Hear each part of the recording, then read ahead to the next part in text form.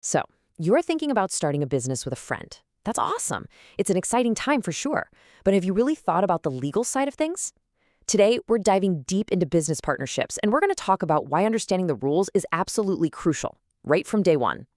I want you to picture this. You and a buddy start a little side hustle. No official paperwork, just a handshake and a great idea. You figure you're just, testing the waters, right? Well, here's the kicker. The law might see it very, very differently.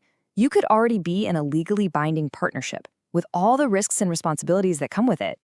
Let's just look at the official legal definition for a second. A partnership is the relation which subsists between persons carrying on business in common with a view to profit.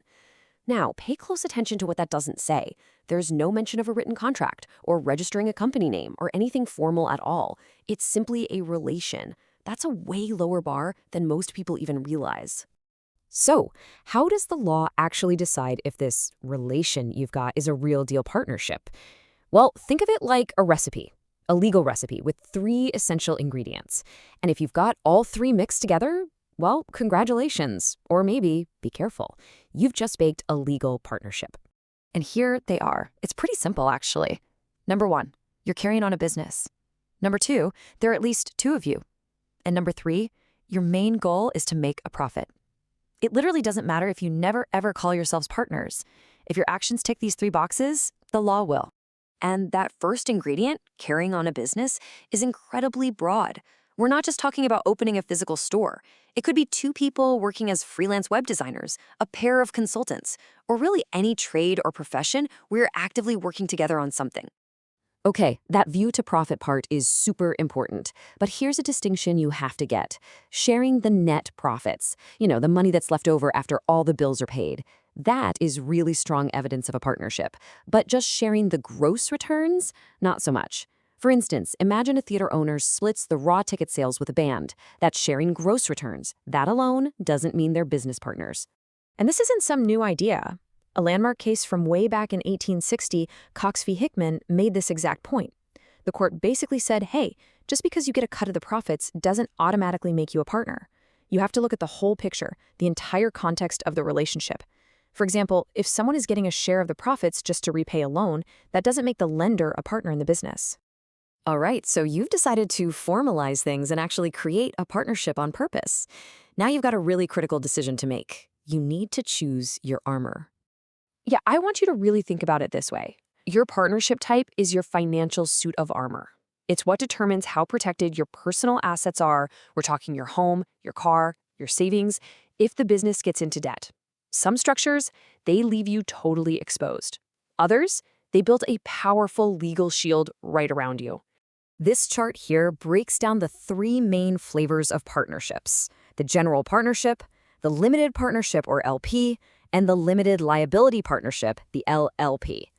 Now I want you to pay very close attention to that first row, personal liability, because that's where your choice of armor really, really matters. Okay, if you remember one thing from this whole explainer, let it be this. In a general partnership, that's the one you can just accidentally fall into, you have unlimited liability.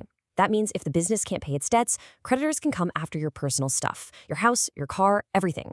But with a limited liability partnership, or LLP, your armor is strong. Your personal assets are shielded. The most you can usually lose is the money you've put into the business. So what about that middle option, the limited partnership, the LP? It's kind of a hybrid. It has general partners who have unlimited liability and run the show, and then it has limited partners who are basically just passive investors with protected assets. But here's the catch. If a limited partner starts getting involved in managing the business, boom, they break their armor. They instantly become a general partner and take on all that unlimited liability. An LLP, on the other hand, it kind of gives everyone the best of both worlds. You get full management rights, and you get to keep that personal liability shield. Now, with that really well-armored LLP comes a pretty important rule. You need to have at least two designated partners. These are basically the people who are officially responsible for making sure all the legal paperwork, like filing the annual returns, gets done correctly and on time. Every partnership has a life cycle, and understanding the end is just as important as understanding the beginning. So what actually happens when it's time to go your separate ways or just close up shop? This whole process is called dissolution. And a partnership can end for all sorts of reasons. It might be totally planned, like you set out to finish one specific project together and now it's done. Or it could be because a partner gives notice that they're leaving. Sometimes it's more drastic, like a death or a bankruptcy. And in really messy situations, a court can even step in and order the whole thing to be dissolved. But dissolution isn't like flipping a switch and the business just vanishes. Nope. It's really the beginning of the end. It kicks off a process called winding up. This is where the partners have to complete any unfinished business, sell off the company's assets, pay all of the firm's debts and liabilities, and then, finally, distribute whatever's left over among themselves. Which brings us to our final thought. Look, trust is the absolute foundation of any great partnership. But trust is not a legal shield. A formal, written agreement, that's what gives you clarity and protection. It's the blueprint for your armor. So the question I want to leave you with is this. Is your business relationship built only on a handshake and good faith? Or have you actually put it down on paper to protect everyone involved?